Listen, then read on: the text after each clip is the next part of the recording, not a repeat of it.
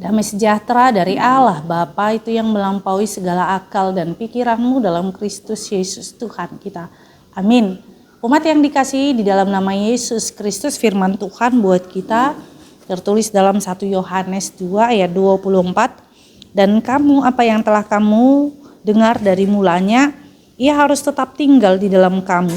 Jika apa yang telah kamu dengar dari mulanya, ia tetap tinggal di dalam kamu, maka kamu akan tinggal di dalam Anak dan di dalam Bapa. Demikianlah firman Tuhan. Nats hari ini dilatar belakangi ketika Yohanes atau Nats ini diberitakan untuk menghadapi ajaran-ajaran sesat. Hal itu juga sudah disuarakan oleh Yesus Kristus di dalam Injil Matius mulai dari pasal 4 akan ada antikristus. Artinya berasal dari manakah antikristus ini? Bukan dari luar, tetapi dari kalangan orang Kristen sendiri. Memang ketika ada masalah dari luar itu kita bisa bersatu untuk menghadapinya. Tetapi ketika ada masalah dari antara kita, pasti akan terjadi pecah belah, terjadi salah paham dan yang lainnya. Oleh karena itu yang paling membahayakan adalah ketika mereka mempercayai Kristus palsu, Mesias palsu. Disinilah kita yang dikasihi dalam nama Yesus Kristus, bagaimanakah kita menghadapi mereka yang disebut dengan antikristus. Kalau dikatakan antikristus berarti mereka yang tidak percaya kepada Kristus.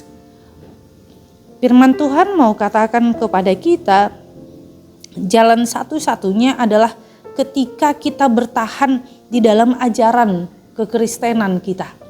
Ketika kita bertahan di dalam iman kepercayaan kita.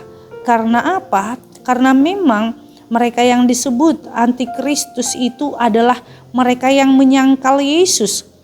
Mereka yang disebut antikristus itu mereka yang menyangkal tentang Allah sebagai Bapa. Yang disinilah kita melihat bagaimana mereka akan bertumbuh dan juga mereka yang akan menyesatkan anak-anak Tuhan. Kita melihat bagaimana sekarang ini maraknya anak-anak muda yang kecewa dengan imannya sendiri. Mereka ketika bertemu dengan orang yang pintar berkata-kata, hati mereka goyah.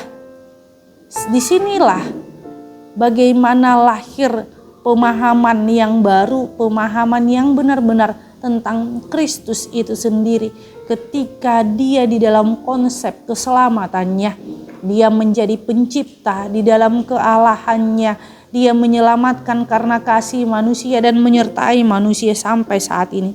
Karena itu firman Tuhan katakan bagaimana kita tetap memegang kuat firman Tuhan itu ketika kita harus tinggal di dalam firman itu sendiri. Ketika harus tinggal di dalam rumah Tuhan itu sendiri. Bagaimana kita tinggal adalah ketika kita memahami iman kekristenan itu, ketika Allah menyelamatkan kita. Keselamatan itu Allah berikan dengan mengorbankan anaknya. Sehingga kita menjadi gratis diselamatkan Allah. Tidak mempunyai biaya dan yang lainnya. Karena apa? Karena Yesus yang kaya itu dia yang mau menjadi miskin oleh karena kita. Karena Yesus yang kaya itu, yang hebat itu, dia mau menghadapi cemoohan orang, dia disiksa oleh karena kita. Sama seperti itulah yang menjadi pengikut-pengikut Injil. Ketika dia berdiam tinggal di dalam Tuhan, disinilah kita melihat bagaimana dia mempercayai Yesus keselamatan, dia mempercayai Roh Kudus, dia mempercayai Allah. Oleh karena itu kita yang dikasihi dalam nama Yesus Kristus. Oleh karena itu kita mendengar Allah itu sejak dari mulanya sudah ada.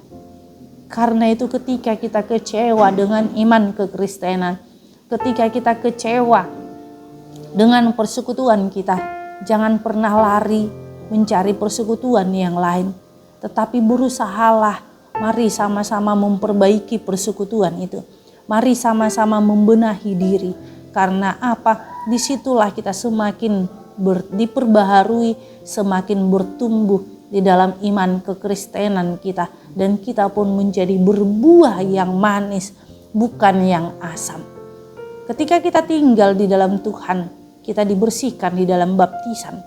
Ketika kita tinggal di dalam Tuhan, Tuhan membuang semua yang mengganggu pertumbuhan iman kita. Oleh karena itu disitulah kita bisa berbuah. Oleh karena itu mari tetap tinggal di dalam Tuhan. Amin. Terima kasih Tuhan Yesus buat anugerah-Mu dan cinta kasih-Mu. Ajar kami untuk menggali firman-Mu sehingga kami tetap setia di dalam ajaran-Mu. Apapun yang terjadi dalam dunia ini kami tidak goyah karena Kristus bersama dengan kami.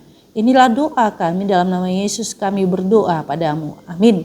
Anugerah Tuhan kita Yesus Kristus dan kasih Allah dan persekutuan Roh Kudus itulah yang menyertai kita. Amin.